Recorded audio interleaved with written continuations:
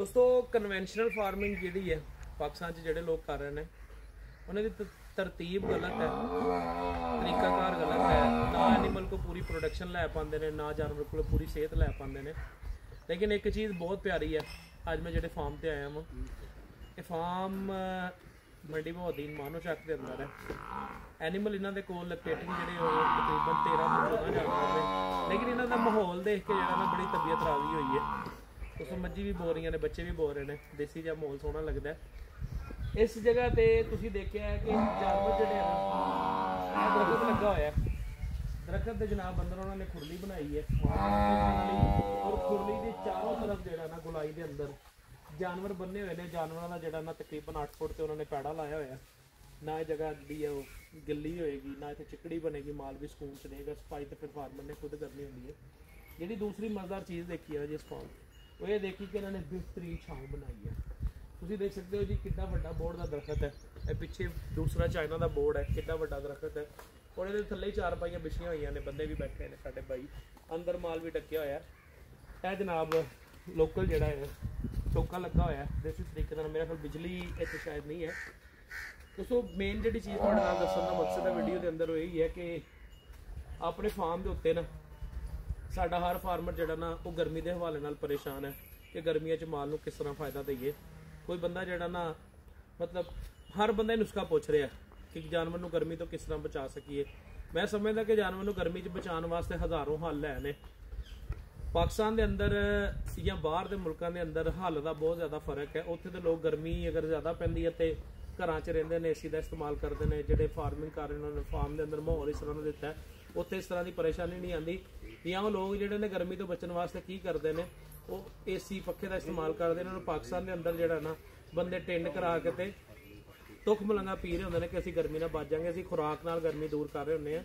साडा हर फार्मर जोड़ा ना कोई ऐसा नुस्खा जान रहा होंगे और कोई ना कोई ऐसा नुस्खा पुछ जरूर रहा होंगे कि किस तरह जानवर नूं गर्मी तो बचाया जा सके। पूरी दुनिया का एको ही कानून है कि गर्मी तो बचने वास्ते 3 काम किए जाते हैं, या एसी पखे के थले बहना पैंदा है, या नहाना पैंदा है, तो या फिर जोड़ा ना कोई दरख्तों के थले बह के तुसीं हवादार जगह पर बैठो, तुहानूं गर्मी का एहसास घट होवे। ते जानवर जोड़ा इन्हूं भी गर्मी तो बचाना उन्ना ही फर्ज है जिन्ना तुहाडे अपने वास्ते तुसीं अपने आप नूं बचांदे हो। ये वास्ते बेहतरीन हल यह है कि तुहाडे कोल सस्ता तरीन हल सब नाल पहला तो यह है कि तुसीं दरखत लाओ। तुहाडे फार्म की सराउंडिंग के अंदर दरखत लगे होने चाहिए, जिन्नी बाउंड्री लाइन है अंदर भी ला सकते हो। अंदर तो चलो जानवर खराब कर देंगे, बाहर बाउंड्री से तुसीं दरखत लाओ। यदा सर्दियों भी फायदा होएगा, तुहानूं गर्मियों भी फायदा होएगा। दूसरे नंबर पर गावां वास्ते मज्झां वास्ते तलाब बनाओ जिससे नहान। अगर गावां का तलाब वाला सिस्टम नहीं बन सकता तो गां उत्ते शावर लाओ तुसीं।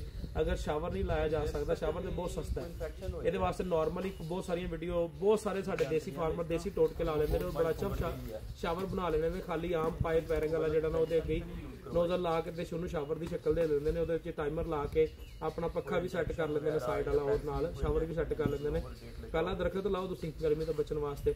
दूसरे नंबर पर जानवर नूं पखे ते इस तरह की ठंडी छां के थले रखो। तीसरे नंबर पर यह चीज़ है कि जानवर की डाइट के खुराक इस्तेमाल करो जिसे टॉक्सन ज़्यादा ना होए, और वो खुराक इस्तेमाल करो जिसे ताकत ज़्यादा हो। जानवर थोड़ी खा के जल्दी डाइजेस्ट करे, ज़्यादा टाइम उन्होंने पानी अवेलेबल करो, वो चीज़ों का फायदा होएगा। दरखत सारे फार्मां ते होने चाहिए ने। ਜਿਹੜੇ ਸਾਡੇ भाई फार्मर दरखत नहीं लाते वो ढेर सारा अपना नुकसान करते हैं। देखो दरखत के बहुत सारे फायदे ने, वड्डा हो गया तुहानूं छां का फायदा भी दे रहा। अगर तुहानूं जरूरत है बालन की तुसीं कट के अपने बालन का इस्तेमाल भी लै सकते हो। एक चीज़ के 10-10 फायदे है ने। जिमीदार नूं पता होने के बावजूद जोड़ा ना मैं कई पिंडां 'च जा रहा विजिट वास्ते और मैं देखना यकीन करो पूरे पिंडां दे विच एक भी दरखत नहीं है। हुण तो जिहड़े शहरां 'च पिंडां 'च किसी भी जगह ते जिहड़े टोन कट्टे जा रहे हैं उन्होंने टोनां दे अंदर जिहड़ा लोग दरख्तां की वजह नाल ज़्यादा जाके बसते हैं, जगह जगह के दरखत लगे हुए हैं।